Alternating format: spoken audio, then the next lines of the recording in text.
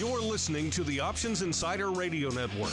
For more quality options programs, visit www.theoptionsinsider.com or search for Options Insider Radio Network in your podcast provider of choice. Listeners can also access all of our programming through our mobile app, available in iTunes and on Google Play.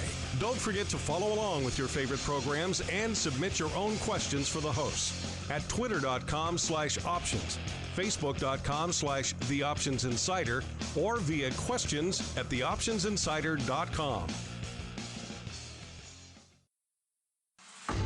It's time for Volatility Views, the premier program for volatility traders. Each week, we'll take a deep dive into the world of volatility with in-depth analysis, trading activity reviews, strategy breakdowns, cutting-edge education, and much more. We'll also bring you exclusive conversations with the traders, researchers, and asset managers who are reshaping the volatility landscape. If it involves volatility, then you'll find it on Volatility Views. Volatility Views is brought to you by Russell Investments, home of Russell Indexes, which calculates approximately 700,000 benchmarks daily, covering 98% of the investable market globally, including more than 80 countries and more than 10,000 securities. Approximately $4.1 trillion in assets are benchmarked to the Russell Indexes. For more information on Russell Indexes and RVX, please visit russell.com/indexes. And now it's time to take a deep dive into the world of volatility. It's time for Volatility Views.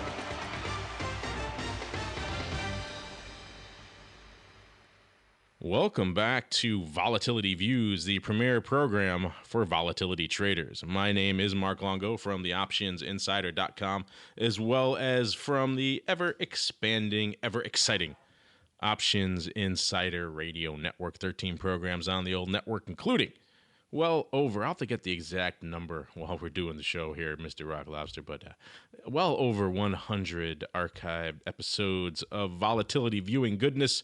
Where can you find that? We can do exactly what I'm doing right now. You surf on over to the mothership, theoptionsinsider.com, click on the Insider Radio Network tab, and bam, you're off to the races right there. You'll see all the shows laid out before you. This is actually episode 162, so there you go for all of you out there who like the exact numbers. 161 archived episodes of volatility goodness for you guys to check out. I encourage you to do that. Of course, you can also find it iTunes, Stitcher, TuneIn, Aha Mobile, pretty much wherever you like your podcast programs were available there. And if we're not, let us know. We'll make sure that we get our stuff up there. And joining me on the old program today, you know him, you love him as the Rock Lobster, a.k.a. the host of Options Oddities, and all-around good guy, Mr. Andrew Giovinazzi. He also moonlights at some place over there called The Pite. Is that how you pronounce that, Mr. Andrew? The what? also known as The Pit. Oh, the Pite. I'm like... It was so out of whack, I couldn't even figure out what you were talking about. It was so crazy.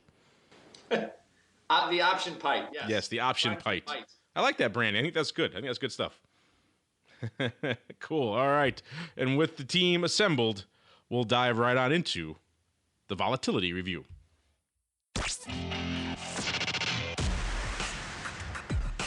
It's time to break down the latest developments in the volatility trading world. It's time for the Volatility Review.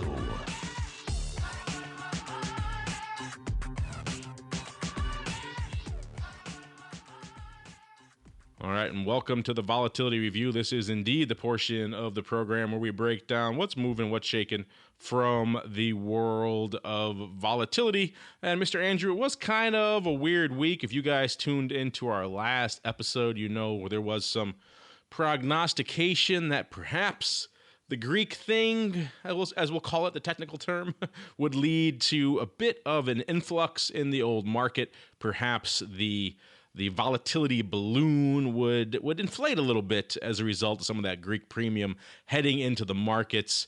It didn't seem like that was going to be the case for the lion's share of the week. Looking at straight up S&P 500 implied vol, aka the VIX, it was kind of a general downward trending week from an overall perspective, with the VIX Cash trending south of the 13 handle going into yesterday's close, trading in the 12 handle for a while there.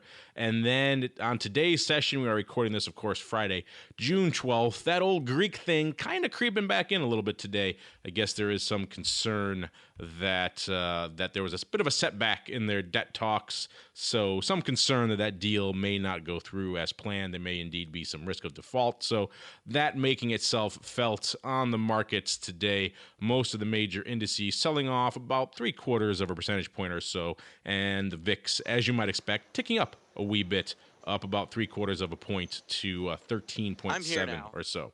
And now we are joined by a Greasy Meatball himself, an extra addition here to the team. Mr. Greasy Meatball, how are things in your neck of the woods? Things are great. I'm coming to you from, right now, Sue is looking at me at the Field Museum. The Field Museum. It's like our Volatility Views episodes are like a tour of the Chicagoland region. Is Volatility Views this week. I know. It's where in the world is Volatility Views. We had a,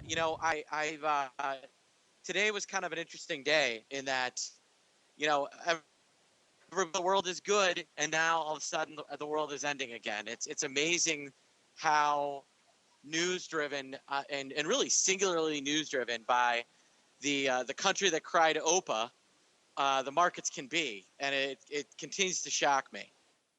I'm looking for more Saganaki myself. I find that to be very, very, very, very tasty stuff. Mr. Rock Lobster, what's your take on kind of what we've been seeing this week? Kind of the gradual decrease of vol, then suddenly the vol's back again here on Friday. I think I wrote a blog on it last night. I was surprised by how fast everybody let the air out of the balloon the last couple days. It's like there was a signed deal delivered. Everything was A-okay.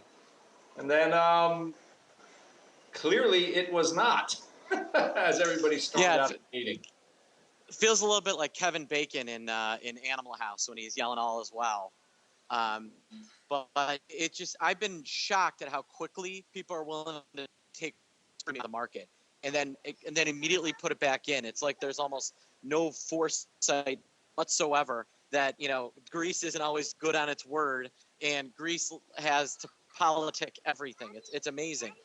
I actually forgot that Kevin Bacon was in Animal House, so we learned something new today. See, you're at the museum, you're teaching us things already, sir. All about Kevin Bacon, but still.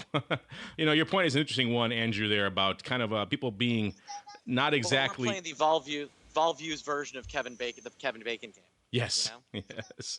Your point there is a good one, Andrew, that people are not exactly reticent to take vol out of this market. In fact, our buddies over there at Value Walk, they were doing some interesting analysis of 2015 and how it compares to other years from this point so far in the year. We're roughly about halfway or so through the trading cycle here, and how it compares to other years in terms of implied vol movement, increase or decrease.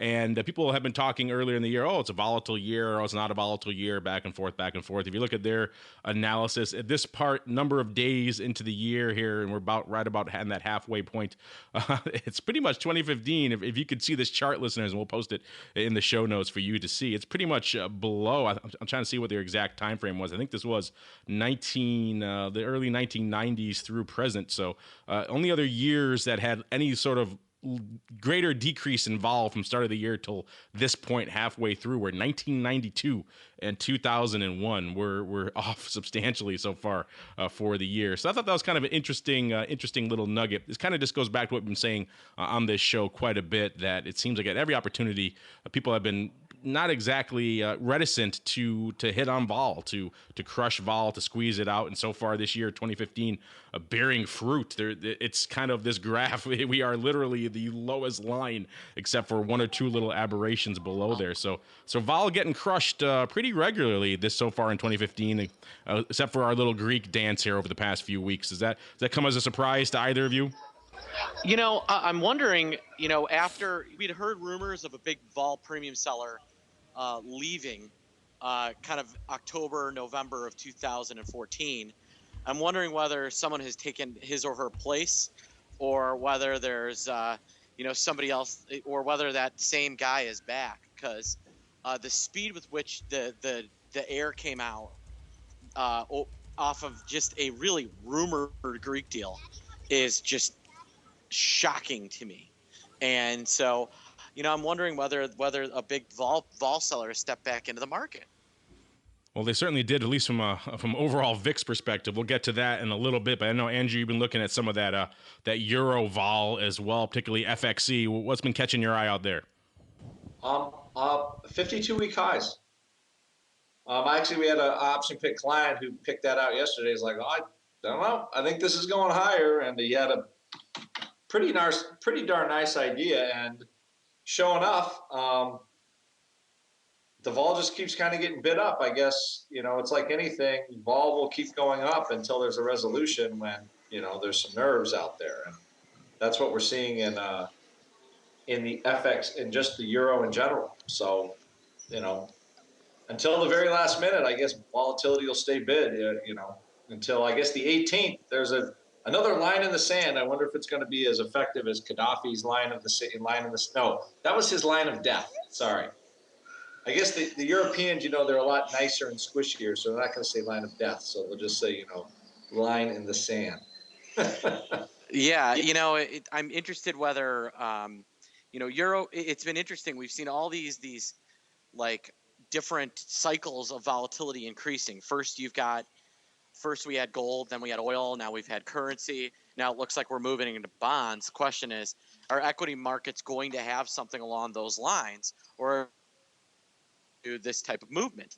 That's kind of my question is, are we going to actually see that kind of movement? And I don't know, but one would surmise that unless this bond volatility is the bond market righting itself so the equity market can keep going higher, you got to think there's going to be some sort of, I feel like we need to see 20 again at some point in time. Don't you? Well, certainly leaning that way. It's funny you mentioned the vol change across different asset classes, because I was just looking at something like that here as we're getting ready for the show with some of our friends over there at Forbes. Actually, I believe it was our buddy JJ over there at TD Ameritrade who authored this article, and they compared the changes. I believe this was going into the beginning of June, so about a week or so ago, their dates for what we saw, so far for the vol change for those different products in June. But more interesting, I think, for our audience and for you guys is the year-to-date change in implied vol in those different products. They break down a bunch of different things. SPX, obviously, of course, the NASDAQ, Dow, Russell Small Cap, oil volatility, gold vol, emerging markets volatility, Brazil volatility, Euro volatility, and Treasury bond vol. I'll give you a hint. That last one is just going to be an NA. They don't have the data on that one. But really quick, Mr. Rocklaps, I know you have to run in a minute, but we'll play a quick guessing game before you go. Which do you think is the product that experienced the greatest, let's say, vol decrease so far year to date here in 2015? As in a vol product, that's the biggest decrease? Or just the product that had the biggest. So it could be the volatility of the Dow, could be gold vol, could be volatility in Brazil. Which of these product categories think had the biggest vol crush so far in 2015? Oil, a good guess, and you are pretty much correct here. 34% as of the date of this writing, which was about a week ago or so. So yes, but I thought oil vol was too low. Isn't that what Goldman? Yeah, that's what Goldman. Well, they were very specific. They were saying it was I think downside put vol. So they were looking at one part of the chain and saying buy these up. That was a good one. Yeah, I like that. That one still resonates. Let us know, listeners, if you followed the Goldman advice and jumped off. And I'll be honest, Mark. I look at oil vol and I see it just keep going lower. It's right now where if you look at oil vol and were to compare it to like 2011 or 2008, I mean it still is juicy. 30 vol. Think about this. We were in 2009. I don't think we broke 30 until into June or July, and then from there it was just down. So I think we could see oil vol and OVX and OIV dropped to, as low as below 20. So right now it's around 30. There's still another 10-point drop in oil vol coming. I look at strangles and I look at condors and different trades like that, and I love them. I just don't see. I think the realized volatility is coming in, and I think the actual volatility is collapsed. The implied vol is collapsing. We'll see what happens to those. The frequency of those Goldman papers is what you predict does indeed come to pass. If we see some more papers out there talking up oil vol, particularly put premium in the near future to defend that position. You got to wonder what they're doing. Are they like looking to sell vol, and so they try and pump it? I mean, I don't feel like Goldman actually does do that like that. I don't think they're that blatant. That would be pretty. That would be pretty manipulative. I can't imagine that. You're talking like the old bait and switch. No, I mean, I really don't believe that they are that they would be that blatant. But you do have to wonder what they were thinking when they wrote that up. Sometimes there's a disconnect probably between their kind of maybe their real traders and their analysts. Yeah, well, their analysts clearly are bearish on not vol so much, but on oil in and of itself. So perhaps they tried to work with the trade desk and say, hey, construct a trade that you think. And they said, well, if you believe this movement is going to come past, which I believe was a very aggressively bearish move in oil down to like 45 again. If you believe that's going to come to pass in the near term, which they said by October, then they are right. Then there should be more vol in those puts. But if you don't, and I think a lot of people don't share that opinion, then then those are not overpriced from a vol perspective. Yeah, I mean, and really just because they're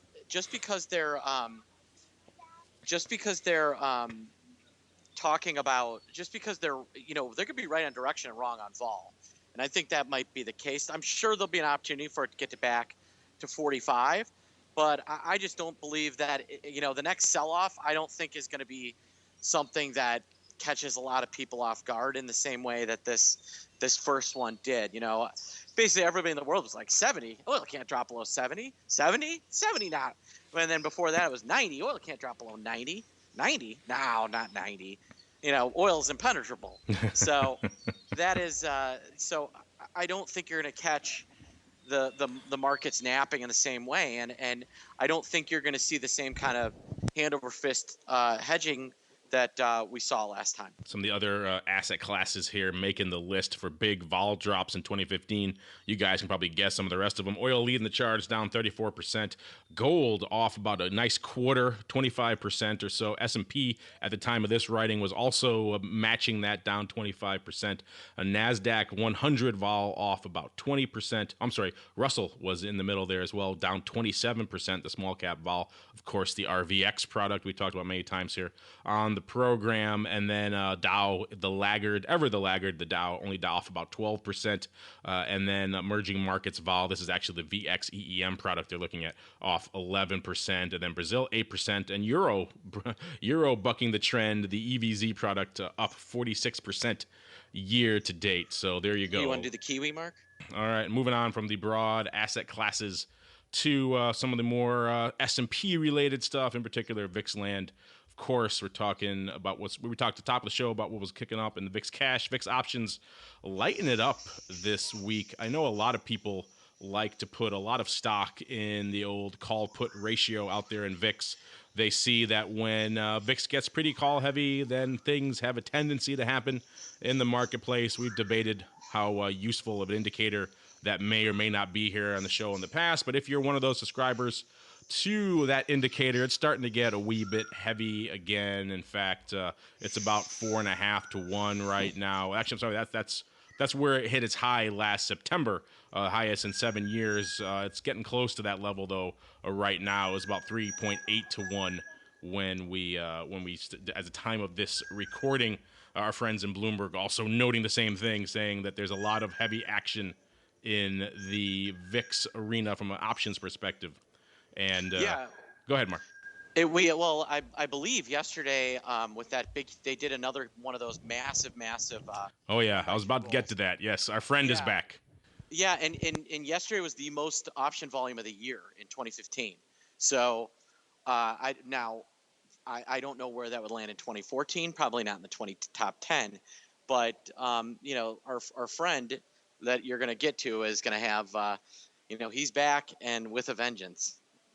Yeah, it was a heavy week. Like I said, mostly calls lighten it up this week. And like Mark said, even the days when our friend wasn't playing, it was still a very, very heavy active week. I believe most of the sessions were averaging over 500,000 contracts a day. So this is definitely one of the heaviest weeks we've seen in some time from a straight up VIX options perspective. Some days well over 500,000, including on Wednesday when total volume topped 1.6 million. You can probably do the math there, the average of 500,000 or so, plus the right around 1.1 million or so that our friend there, the call 1x2 roller, likes to do about once a month. Remember about this time last month, we talked about him rolling into the June and July.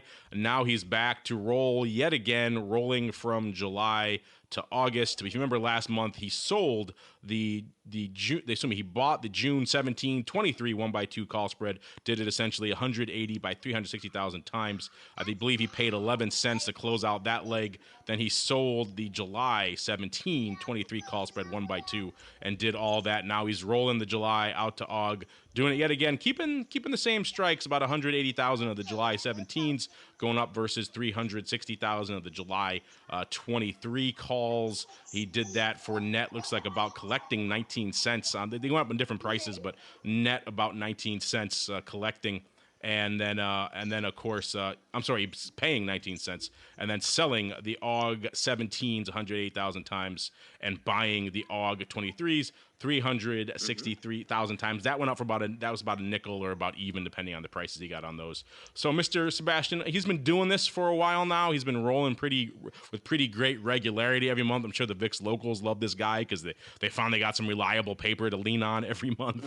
But aside from that, what's your take so far on how our guy's been performing? He's been doing this for a few months, riding pretty aggressively to the downside and then rolling it every month. He seemed to have decent timing this week. He waited until the stuff retreated a little bit to buy it back. If he had waited another day, it would have looked better. But still, what's your take on how he's been performing so far? So far, his cost of hedging has not been that expensive. And so if all he's looking to do is be long and have this hedge on for as little as a cost as possible, he's not doing a terrible job. He's been managing to time some of the ins and outs to some degree, and he's done an okay job kind of managing the book of trades. Now, the hedge has not done anything, but in terms of his actual trade, yeah, he's done a really, I think, a serviceable job of keeping the hedging costs as low as possible. What's your take? Yeah, it's an interesting spread. Like we've said before, this one clearly looks good just from the options perspective. Obviously, he has something else on against it, OTC wise. But, from the options perspective, it looks great dramatically to the south or dramatically to the north. Where he has some problems is right in the range of that spread, in that 17 to 23 range. He's been fortunate that he haven't really tested those waters. I believe the high we got was in the high 15 handle or so this week. Well, and then he waited till he retraced, and then he took off that part. So it worked out pretty well for him. Well, and he's managed his duration risk pretty well. So he's making sure to keep it to roll basically before, like right now, that August position, if we rally to 17, he's going to make money because he's got a big long delta. He's done a decent job of rolling it once it starts to have some real delta drift away from being long delta and toward being short. And that's been his he's been done a pretty good job of managing that exposure. Yeah, and that's kind of, if I had one takeaway from this, I would probably lean on the execution is very well done on this. We were joking when we first saw it going up that, he's probably going to have to babysit this a little bit, of course, knowing that he indeed would, and they certainly are, and you're right, they are waiting till the moment when their deltas and when their underlying is a little bit more favorable for them, and then adjusting pretty well timed. Obviously, you can't be perfect. They couldn't pick the exact spot, but they got pretty close this week. Like I said, one more session probably would have been a little bit more favorable in their direction, but still well executed, particularly for this much size. I mean, he's doing This is a hefty week. 500,000 contracts a day is a hefty week for VIX. They're doing 3x that, in one day. I know. So one trade, yeah. it's an amazing. Whoever's putting this up is doing a fantastic job of facilitating and executing this. And like I said, I could certainly. I'm sure the locals are just loving this because paper that with this amount of regularity, with this amount of size, that you can lean against is a godsend, particularly in times like this. I'd imagine those guys out there they've been at sea, they've been drowning in the desert of no paper in VIX for so long, to have this guy come out of the blue and just literally light it up on a monthly basis. If you can get some stuff ahead of it. Go ahead. And I love the trade from his perspective. I mean, if I'm a market maker, I love it. If I'm this guy, I like the trade. It's a really good. I think with his duration, it's an excellent hedge against a long book of trades to risk break out lower. I mean, I've got it. If I'm the market makers, I'm happy. But if I'm this guy's client, or if I'm the fund that he's hedging, I'm a happy camper too, because he's again kept those hedging costs extremely favorable. And really, if we ever do get upside, the benefit to the customer is they're going to have a really good upside capture. So that would be, I would say, is I don't want to discount how good of a job this guy is doing, despite how much the market makers like his paper. All right, and listeners, as you guys can tell, we had some connection issues with the greasy meatball, so we've swapped him out for his counterpart, his better half, the yin to his yang, the rock lobster over there, who'll be joining us here for the remainder of the program, so Mark can enjoy his time at the Field Museum. Some of us have to be on vacation, some of us, of course, have to work. And of course, wrapping it up, yeah, this guy is interesting. The execution is really what's probably the biggest takeaway here from this trade. Putting up over 1 million contracts in a product that some days is doing a fifth of that is very impressive. Getting it all done for the prices they're getting it at, the timing they're getting it off at. Very, very impressive stuff. And again, certainly for the locals out there, a bit of a lifeline. It's paper you can rely on. You kind of know what the guy's up to. You know about when he's coming in. You know what he's going to put on, the direction, the size. It's a great thing. You could fade it. It's a nice thing to have, particularly for the guys out there in the VIX land. I'd imagine that paper very one-sided. We were talking earlier about how call heavy it is. So if you're a VIX local, you're short all the calls. Granted, this guy's buying up some of your upside by doing two, but he's also selling you some of the nearer term stuff. So giving you a little bit of some of that VIX call premium back that maybe some of those locals might welcome as well. Interesting stuff nonetheless. Breaking it down, what's been cooking out there. Interesting as well, talking about how hot the calls are in VIX, but also just you're looking at the hot strikes, what's lighting it up right now. In the top 10 actually of the hot strikes, 5 of these are actually very, very near term upside June calls in the weeklies. So people have been actively positioning for a very, very near term pop in the VIX. The number one hot strike leading the charge this week are the June 20s, expiring pretty much very soon. Those are the weeklies, the nearer term weeklies. Nearly 490,000 of those open right now. Then we drop off a cliff for the number 2, down about 70,000 contracts, 427,000 of the June, the same week, 18 calls also expiring there. Then AUG slips in the number 3 spot with about 400,000 contracts of the AUG 23s open. Then back to June again. The June weeklies, 23 calls, 375,000 of those contracts open. And then out to July, the July 23 calls, 330,000 contracts open, and then back to June. June 17, 321, then we drop off a cliff yet again, down to 237, for the June 15 calls, 237,000 open to those, 216,000 of the July 17s, and wrapping it up, number 9, number 10, with about 197,000 and 177,000, the AUG 17 calls, and then the first puts on the list, the number 10, the June 15 puts coming in on the list. And actually, I believe said the first kind were the weeklies. Those are actually the regular Junes that were lighting it up for most of those June 20s and June 18s. So didn't mean to confuse anyone out there. And of course, total lot outstanding. No, in no small part thanks to our friend out there. 8.13 million contracts open, about 6.5 on the calls, 1.65 million on the puts. I know a lot of you have been writing in about the ETFs as well, so we'll get into that a little bit. Mr. Rock Lobster, we have a little bit of a chance for you to weigh in on what's been going up on the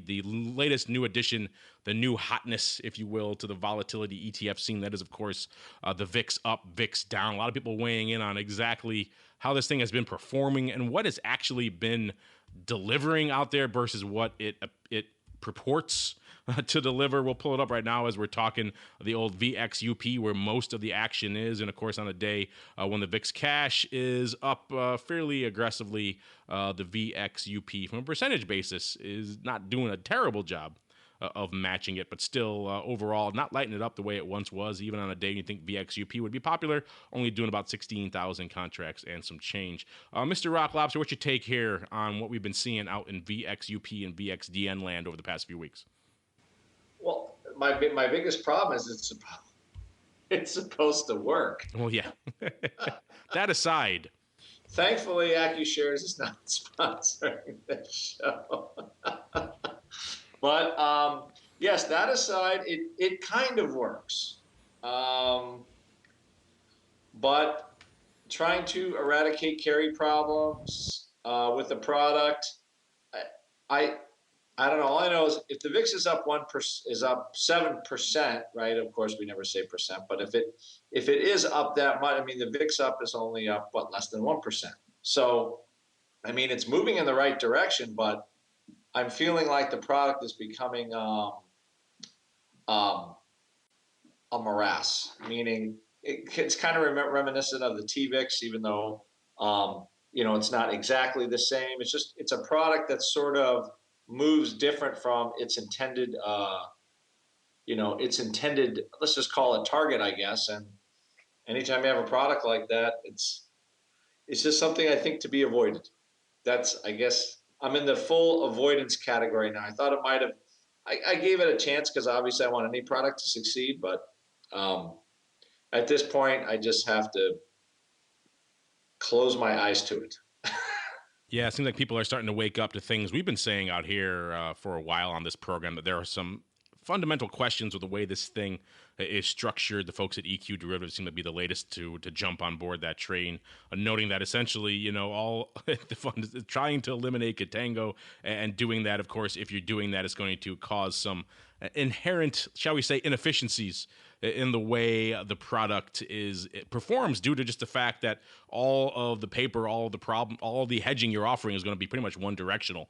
And we all know whenever you have that in a product, it's going to cause some inefficiencies in how it performs. They've tried to address that by, I believe, charging this fee to the VIX up that will then go to incentivize people on the VIX buying the VIX down or trading the VIX down. That still hasn't really worked. And so a lot of people are starting to wake up to the fact that, wait a minute, this thing kind of performs the way it does, the contango being what it is out there in VIX futures. There's kind of going to be one way people are going to trade this, and it's going to not perhaps perform the way anyone wants as a result. Is that kind of your takeaway as well, Mr. Rock Lobster?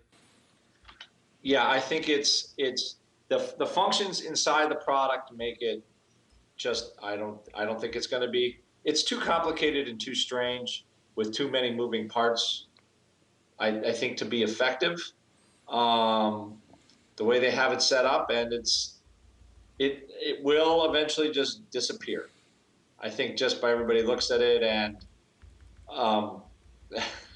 the funny thing is it still does volume. So it does a decent amount of volume. Granted, there's not a lot of notional Vega changing hands. I think the notional amount of vol in each of those contracts is relatively small, but still, from a pure volume perspective, I think it breaks down to a handful of futures a day. I think VIX futures a day total comparison, but still, from an overall volume perspective, it perhaps is a little bit more than anyone probably expected out of the gate. And still, yeah, like I said, we have reached out to the AccuShares guys. We want to be sure to get their perspective on this as well, because they're clearly aware of all this and some of the feedback they're getting on the product, and I would be very much interested in hearing what they have to say, and we're working to get that arranged for you guys. Meanwhile, speaking of you guys, it's time for you guys to have your turn on the old Volatility Views program. It's time to check the Volatility voicemail. It's time to share your thoughts and opinions with your fellow volatility traders. It's time to check the Volatility voicemail. Make your voice heard by dialing 779-669-4VOL, posting a comment on the optionsinsider.com, sending an email to questions@theoptionsinsider.com, or posting your questions to twitter.com/options or facebook.com/theoptionsinsider. All right, and welcome to the Volatility voicemail. This is indeed the portion of the program where you guys get to take the reins, ask your questions, your comments for us here, as well as for your fellow listeners on the old Vol Views program. A lot of ways you guys can do that, including, of course, the website, theoptionsinsider.com. Leave us a comment, use the website feedback form. No shortage of ways for you guys to do that there. Or, of course, find us on social media, twitter.com/options, facebook.com/theoptionsinsider, or just Options Insider on Stock Twits. Or, of course, you can find us via email, questions@theoptionsinsider.com. Some of you have done things like leaving reviews in iTunes. We loved all those, too. Those are usually a little bit more lagging. So if you want to get our attention in a more immediate fashion, we don't check those as often as perhaps we should. So perhaps reach out to us more directly if you have a question you want answered for the next episode. Otherwise, if you have more general comment, critique, something you like about the show, you can leave a nice review in there, too. We always welcome those. All right, moving on to our first question here. This comes from a listener. Goes by the handle Nixy. They have an interesting one here, Andrew. He writes, he or she writes, just found this show on iTunes, and I like the discussion about the new VIX ETPs. I believe he's referring, Andrew, to what we were just talking about, the VIX up, VIX down stuff.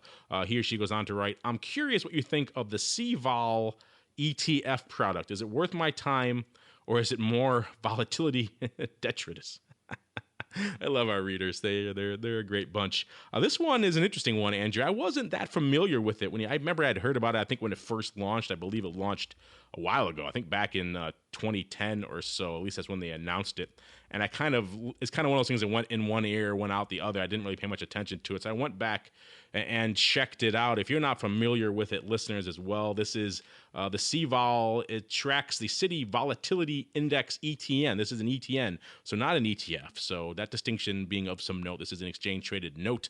So pun intended, not an ETF, not an exchange-traded fund. So that's the first kind of difference. What it attempts to do is provide investors with direct exposure to the implied volatility of large-cap U.S. stocks. That may sound familiar to you, listeners, if you're in the S&P 500 vol game.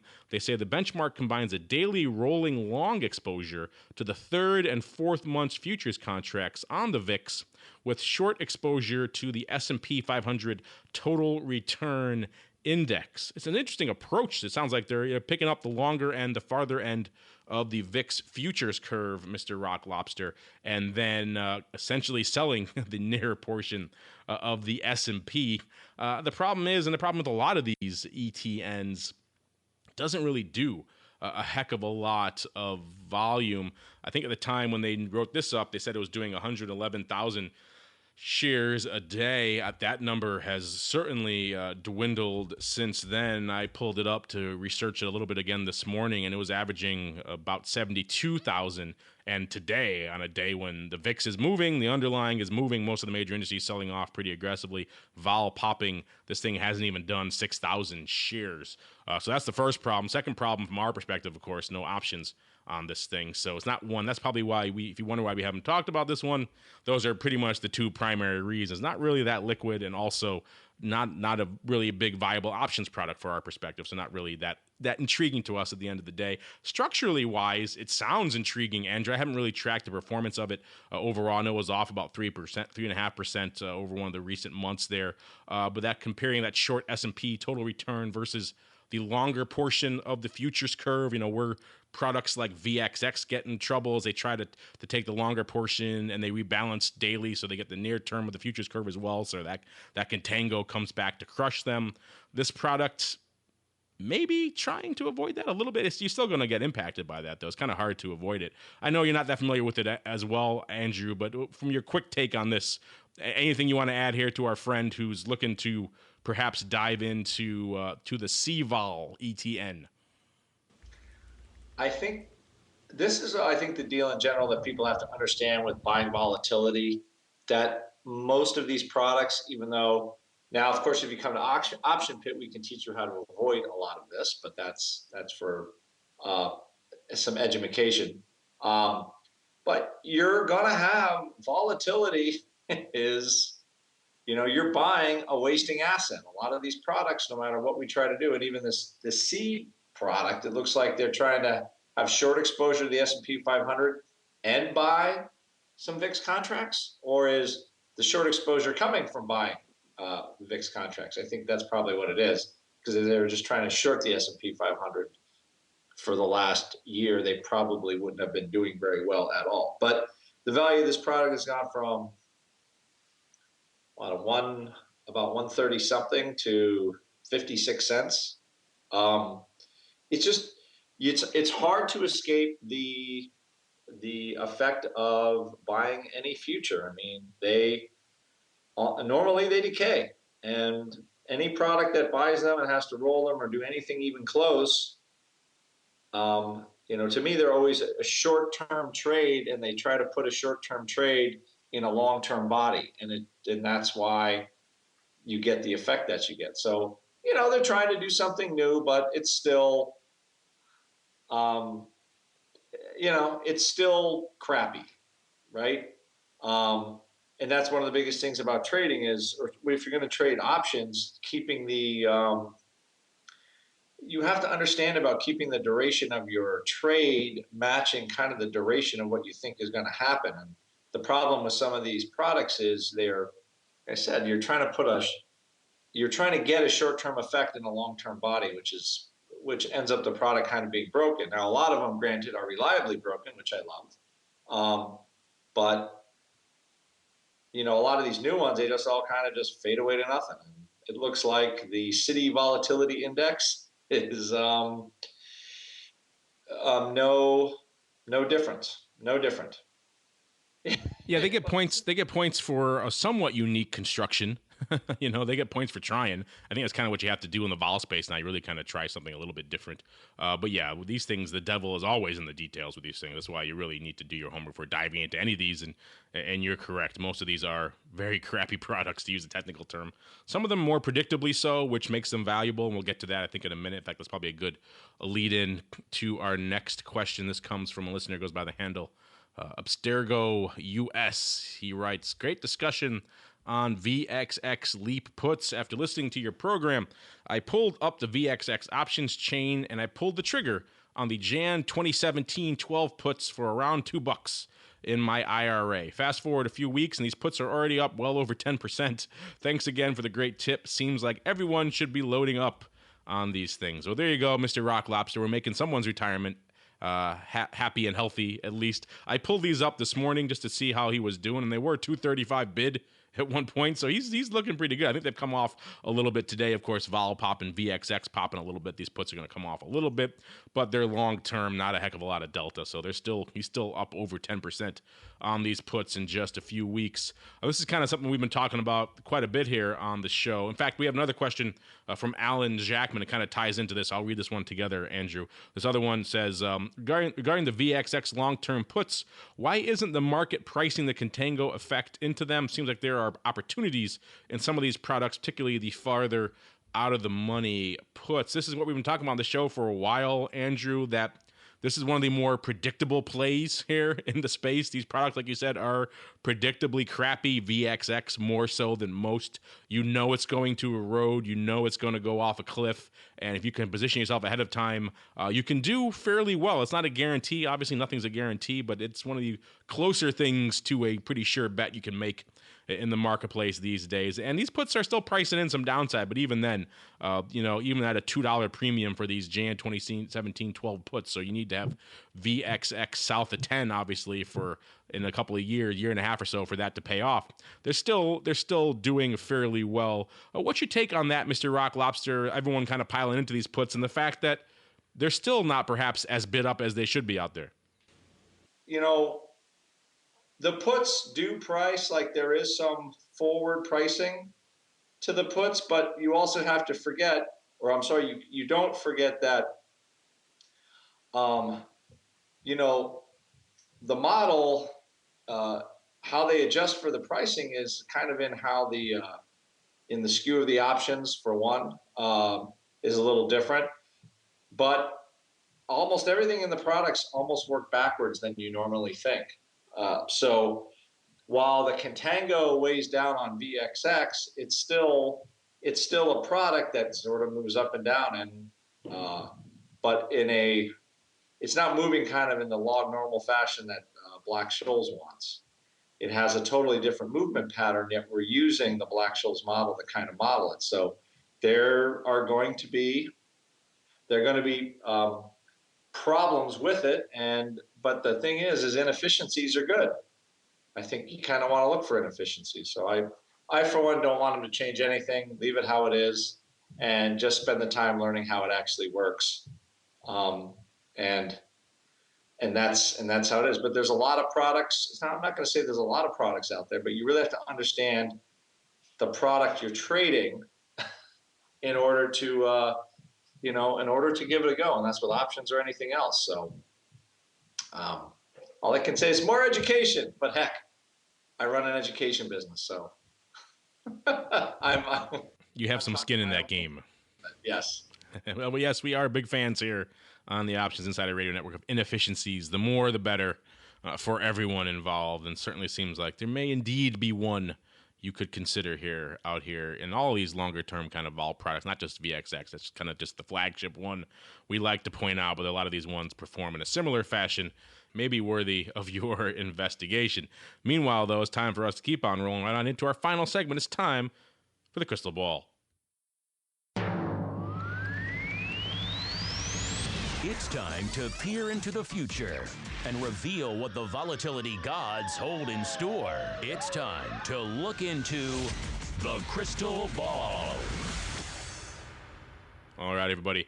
Welcome to the Crystal Ball. This is indeed the portion of the program where we prognosticate recklessly and indeed just wildly on the future, what the vol gods hold in store. If you remember last episode, we were kind of guessing that perhaps the Greek thing may breathe a little more life into the market from a vol perspective than we ended up seeing.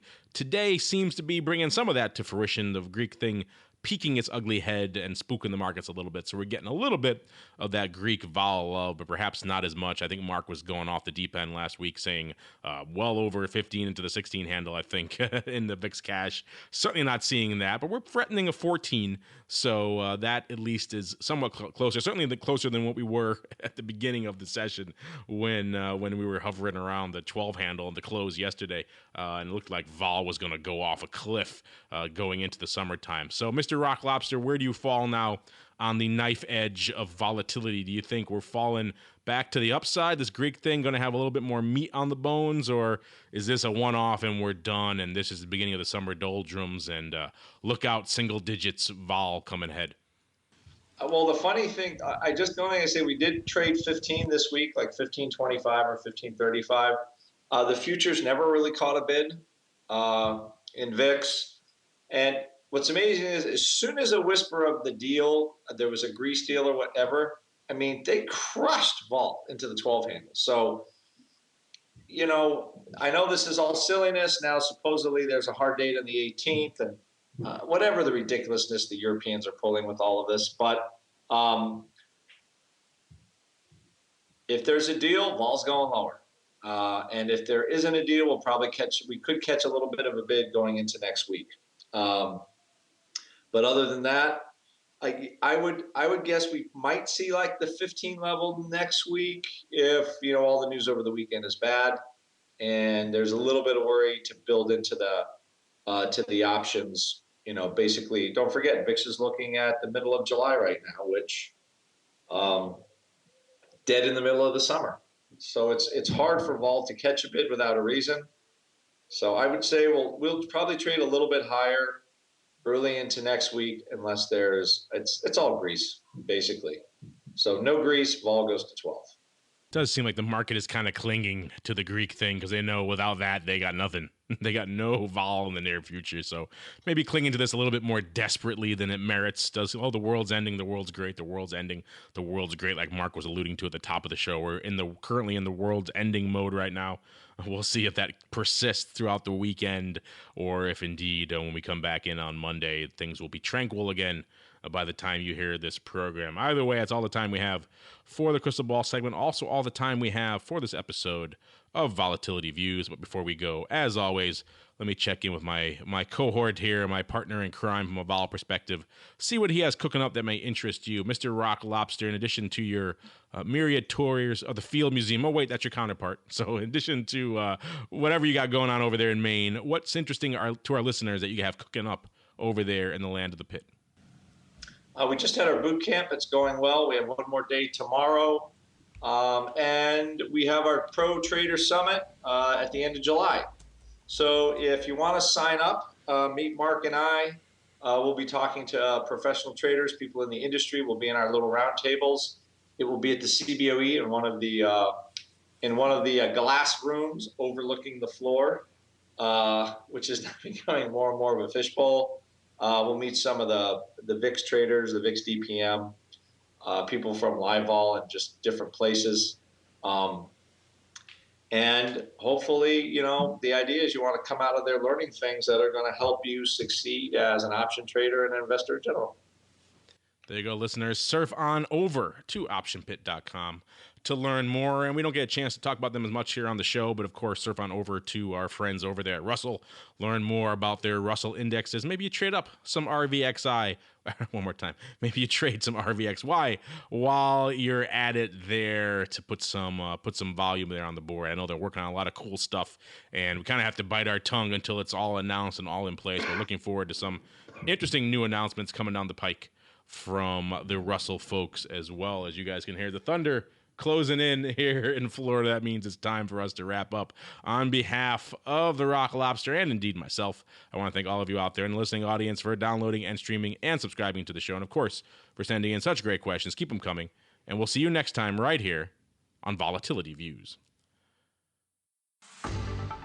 Thank you for listening to Volatility Views, the premier program for volatility traders. For episode archives and detailed show notes, please visit theoptionsinsider.com/volatilityviews. Be sure to make your own voice heard by leaving a volatility voicemail at 773-669-4VOL.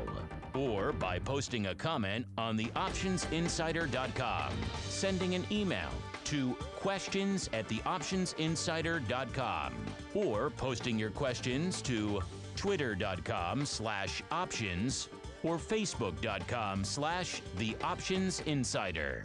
Volatility Views is brought to you by Russell Investments, a global asset manager and one of only a few firms that offer actively managed multi-asset portfolios and services that include advice, investments, and implementation. For more information on Russell indexes and RVX, please visit russell.com/indexes.